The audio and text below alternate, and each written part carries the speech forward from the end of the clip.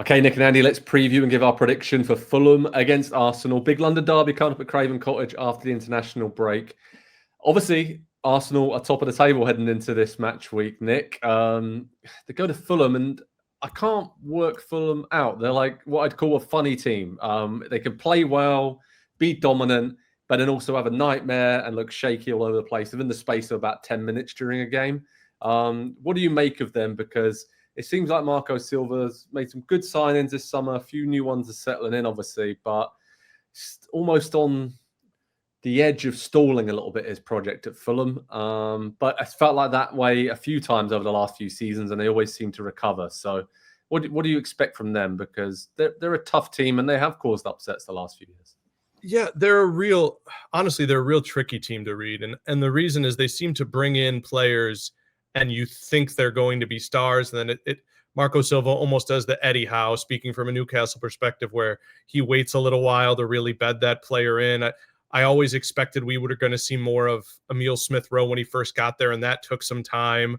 I feel the same way about Samu Chukwueze right now.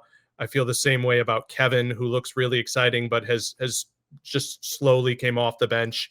So I don't feel like I know who their best team is right now. And I don't mean that in a bad way. It just feels like they are a slow rollout every year. And if you look at the way they've performed this season, I just have major questions about where the goals are going to come from, because they're leaning on an Alex Iwobi to produce magic. And I like him a lot as a player. He's steady. I would actually say he's probably underrated, but like Raul Jimenez, Muniz, where are the consistent goals? Where's their Mitrovic? Where's their Clint Dempsey? It's true. It's not right there, Andy. I mean, we don't have to have that same worry about Arsenal at the moment, though, do we? Because they got players stepping up from all over the place to score goals, to contribute. I mean, this is what we thought it might be like, but it's been more impressive than even the most optimistic sort of analysts would have thought ahead of this season, with the squad depth and all the rest of it. It's just been cranked up another notch, it feels like, of Arsenal. There's less jeopardy in their games. There's more control. What do you make of them? And, you know, they must have taken a lot of confidence from the start to the season, where they've had a lot of very difficult games.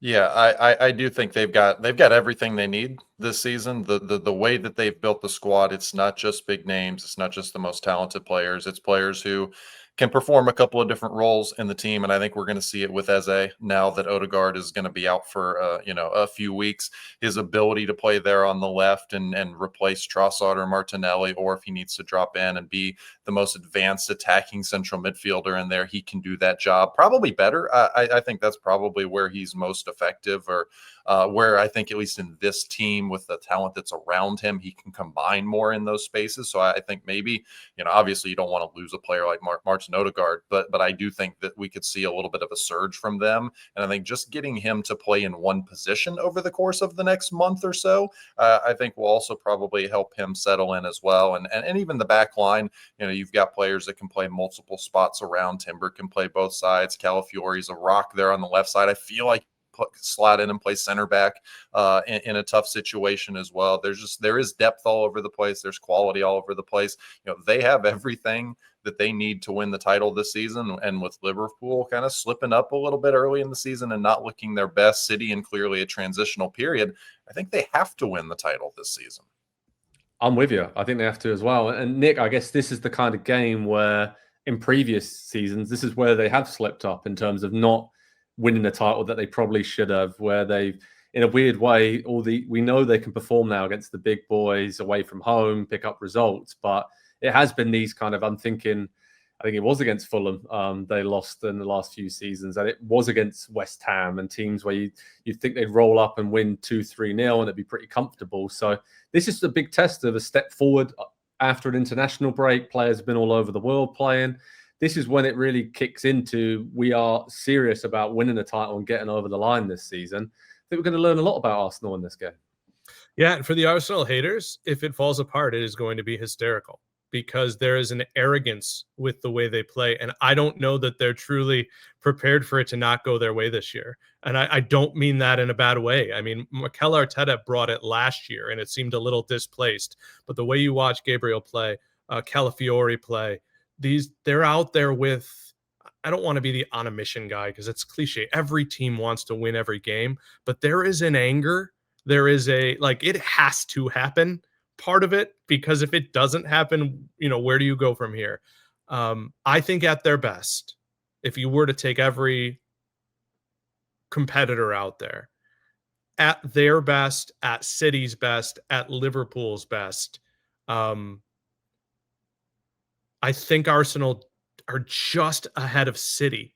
And I know you guys are down on City, so this is probably a conversation for another day. But I'm just using that to say they really are the best.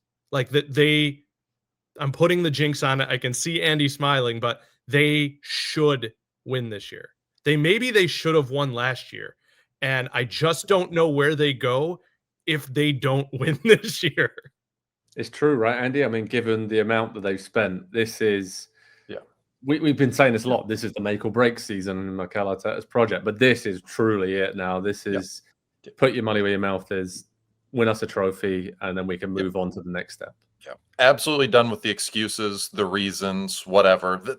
There can be none this season for Arsenal, and that was kind of my point with what I said earlier, is they kind of have to win the title. I think Arteta does have to win the title this season, and not to save his job. I don't think he's in jeopardy of that in any way. He's built a great project there, and they're obviously a very good team. But if they're going to ever get over the hump, if they don't do it this season, and we've had this conversation for the last couple of years as well, at what point do players start to say, well, can I actually win the title here at Arsenal? Do I need to leave if I want to do that in my career? I think this could finally be that breaking point for Arteta, and maybe then he has to rethink some of his ways. It'll get unbearable. Honestly, like I'm not trying to doom and gloom this as like the Buffalo Bills fan who hasn't, made it to the Super Bowl in a few years, but he will start being asked questions and questioning things that are not realistic. Because when you have a team that you can argue is the best and you don't come out on top this long, I can't even imagine what his off season would be like. And that's where the pressure isn't, can you do it? It's the fear that creeps in when you think that you might not. And that's why I like Arsenal's chances this season, I think, because in the nicest way possible, they are very boring in terms of their mentality, and they are just almost machine-like focused, laser focused. They've been through it several seasons now where they've come close, and I think they do know exactly what they need to do. And again, luck, a few breaks, injuries, we all know how it works out, but I think there's a very clear opportunity with City going in transition. Still, probably not at their best or close to it at the moment right now. Probably in a year or so now, they will be close to their best with this new squad they've assembled. And then the issues, like we said, that Liverpool have had, it's all aligned. The stars are aligning for Arsenal this season. That's the way it seems to me right now. But for this game, Nick, Fulham against Arsenal, I'm going to go with a 2-1 win for Arsenal. Seems about right. I feel like Fulham just hang in there in games. They cause enough chaos, problems, counterattacks, etc. But I feel like Arsenal will just find a way to get the job done. What do you think, mate?